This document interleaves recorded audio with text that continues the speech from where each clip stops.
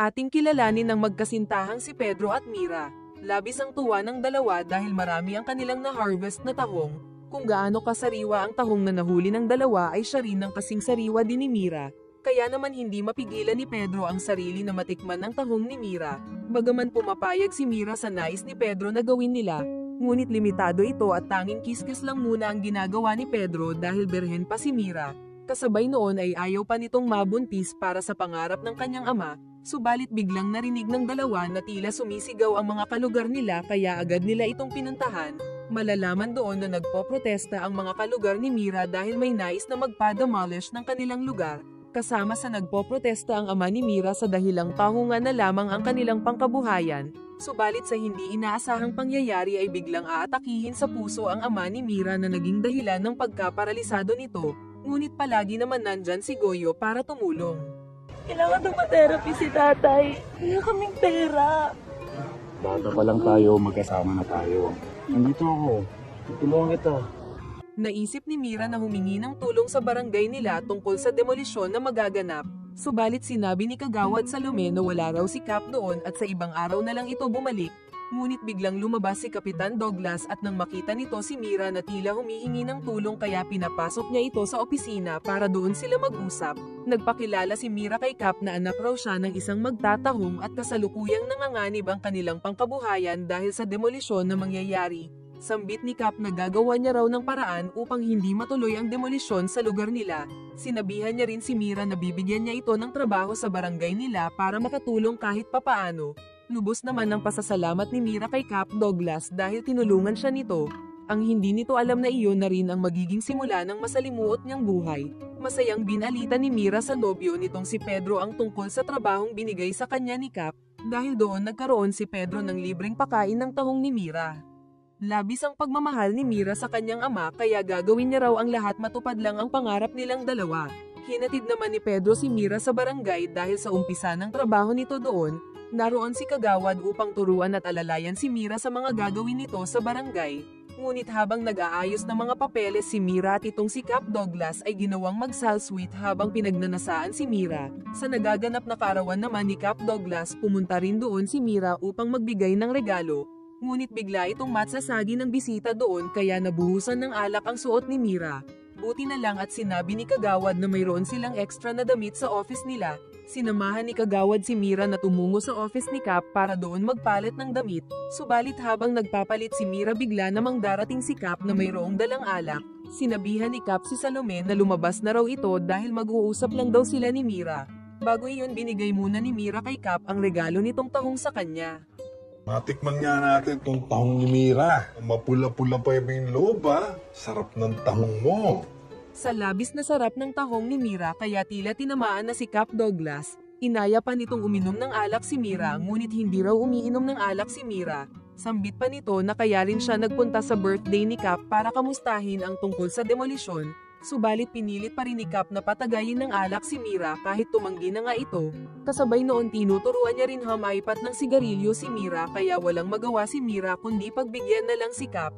Dahil sa first time nga lang uminom ng alak ni Mira at manigarilyo kaya tinamaan agad ito. Sa pagkakataong iyon doon na rin sinamantala ni Cap ang kahinaan ni Mira at ginawang pitasin ang sariwang tahong ng dalaga. Kaya sa kasamaang palad ay naunahan pa ni Kapitan Douglas na makuha si Mira kesa kay Pedro na siyang nobyo nga ng dalaga. Ngunit ang bakbakan na iyon ay makikita rin ni Kagawad Salome kaya naman nag-init na rin ito sabay nagsariling sikap sa gilid ng pinto. Kinabukasan habang nag-aayos ng tahong si Mira at itong Pedro ay masama ang loob sa kanya. Tinatanong kita kung ano nangyari sa iso ng party. Huwag ngayon, please lang. Pagod ako. Mahirap ba intindihin yun? Pagod ako, okay? Pagod ako. Sa gitna ng pagtatalo ng dalawa nakita ni Mira na tila wala na ang karatula ng tungkol sa demolisyon sa lugar nila. Kaya pagdating sa barangay gusto sanang alamin ni Mira kay Cap na kung hindi na nga ba matutuloy ang demolisyon. Ngunit mayroong kausap sa phone si Cap na para bang mayroon itong problema. Inutusan rin si Mira na isarado nito ang pinto. Matapos noon hindi pa man nakakapagsalita si Mira bigla naman itong pinatuwad ni Cap dahil tinamaan na naman ito ng kabilugan ng buwan. Matapos makaraos tinanong muli ni Mira si Cap tungkol nga sa demolisyon. Ngunit sagot lang ni Cap na nagkakaroon na raw ng problema at sa palagay nito ay hindi na raw matutuloy. Sabay sabing lumabas na raw ng opisina si Mira. Pinuntahan naman ni Pedro si Mira sa barangay at nais malaman nito na kung mayroon ba talagang tinatago sa kanya si Mira. Sagot lang naman ni Mira na pagod raw siya at wala sa mood makipagtalo. Sa hindi inaasahan ng biglang kinapa ni Pedro ang tahong ni Mira, may tila makakapa itong naiwang katas ni Kapitan. Umamig ka sa akin? May nakauna naman sa akin? Yung ko lang ibibigay ito. Wala. Hindi kita kasi nire-respeto kita. Dahil sa natuklasang iyon ni Pedro kaya iniwan na rin ito si Mira.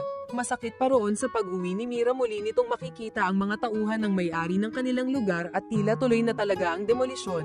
Kaya tinanong muli ni Mira si Cap na kung bakit ganoon ang nangyari. Subalit walang pakialam si Cap sa mga sinasabi ni Mira dahil umiral na naman ang kalibugan nito sa katawan at gustong makaisa. Dahil sa kulit namang iyon ni Mira kaya nawalan na ng gana si Cap sa kanya. Sambit naman ni Mira na ginawa niya naman daw ang lahat pero bakit bigla na lang itong tatalikuran ni Cap? Sa gitna ng pagtatalo ng dalawa bigla namang darating doon si Kagawad at sinabing may bisita raw si Cap. Sumunod noon sinabihan ni Cap si Mira na huwag na raw itong babalik sa barangay dahil tanggol na ito sa trabaho. Ramdam tuloy ni Mira na tila pinagsakluban na ito ng mundo at puro pagdurusa ang dumarating sa kanya. Sumabay pa sa problema na halos nasimot na rin ang pangbili ng gamot ng kanyang ama at tinabla rin ito ng tiyahin niya. Ito po, tita. Si Mira po to. Anak po ito ni Moises. Na-stroke kasi si tatay. Tita, Ngunit ang problemang kinakaharap na iyon ni Mira ay madaragdagan pa dahil biglang naramdaman nito na siya ay nasusuka at agad niyang napagtanto na nagdadalang tao na ito. Dahil doon pumunta sa barangay si Mira upang sabihin kay Cap na buntis na nga ito at si Cap ang ama. Sa kasamaang palad sinabi lang ni Cap sa kanya ay hindi raw siya ang ama ng pinagbubuntis ni Mira dahil marami raw itong lalaki. Masakit pa noon kung ano-ano pang masasamang salita ang natanggap ni Mira mula kay Kapitan. Kaya ang kawawang Mira ay walang nagawa kundi umiyak na lang. Subalit hindi pa kontento si Cap sa kanyang kasamaan at may balak pa itong gawin sa ama ni Mira. Dahil sa wala nang malapitan si Mira kaya muli itong nagmakaawa kay Pedro. Sambit pa nito na handa na rin daw itong ibigay ang sarili basta bumalik lang ito sa kanya.